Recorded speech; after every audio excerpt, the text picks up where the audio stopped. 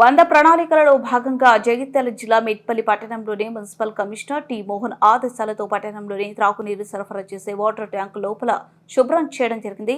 9వ వార్డులో తడి చెత్త, పొడి చెత్త, హానికరమైన చెత్త గురించి ప్రజలకు అవగాహన. అక్కడ ఉన్న కూలర్లలో నీరు నిల్వ ఉన్నందున ఆ నీరును తొలగించి కూలర్లు, బోర్లు పెట్టడం జరిగింది. వర్షం పడి గుంతలు ఏర్పడడం వలన గుంతలలో మట్టి పోసి నేర్పించడం జరిగింది. ఈ సందర్భంగా మున్సిపల్ కమిషనర్ టి మోహన్ మాట్లాడుతూ మెట్పల్లి పట్టణంలోని త్రాగునీరు సరఫరా చేసే వాటర్ ట్యాంకు లోపల శుభ్రం చేసి ఫిల్టర్ బెడ్ వద్ద త్రాగునీటి క్లోరినేషన్ శాతాన్ని పరిశీలించడం, ప్రతి వార్డులో త్రాగునీటి క్లోరినేషన్ శాతాన్ని పరిశీలించడం జరుగుతుందని తెలిపారు. ప్రతి 15 రోజులకు ఒకసారి వాటర్ ట్యాంకులను శుభ్రం చేసి బ్లీచింగ్ వేయాలని సిబ్బందికి ఆదేశించడం జరిగిందని, ఫిల్టర్ బెడ్ పరిసరాలను పరిశుభ్రంగా ఉంచుకోవాలని సిబ్బందికి ఆదేశించారు.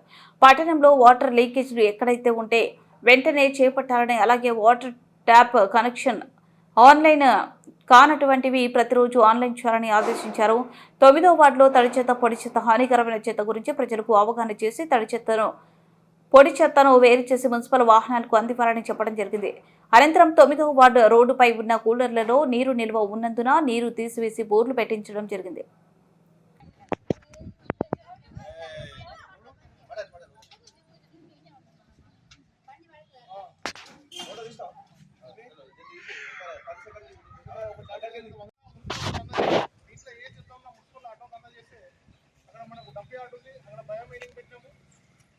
చెత్త మొత్తం రీసైక్లింగ్ చేసి పట్టణాన్ని పర్యావరణంగా కాపాడడానికి మీరందరూ సహకరించడం అయితే థ్యాంక్ యూ అమ్మా, అందరూ ధన్యవాదాలు.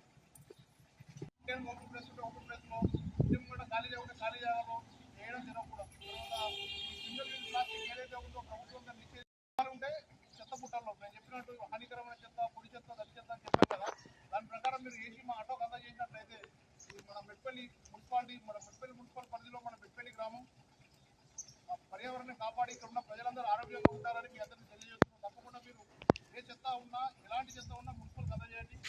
చాలా మంది ఇళ్లలో చెడిపోయిన పరుపులు కానీ పడిపోయినటువంటి కూడా హానికరమైన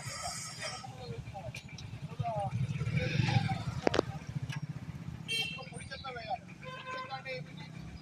మన పిల్లలు ఏవైతే మనం భూమిలో ఎరువుగా మారాయో అవన్నీ కూడా పొడి చెత్త మనం చెత్తలో వేయాలి.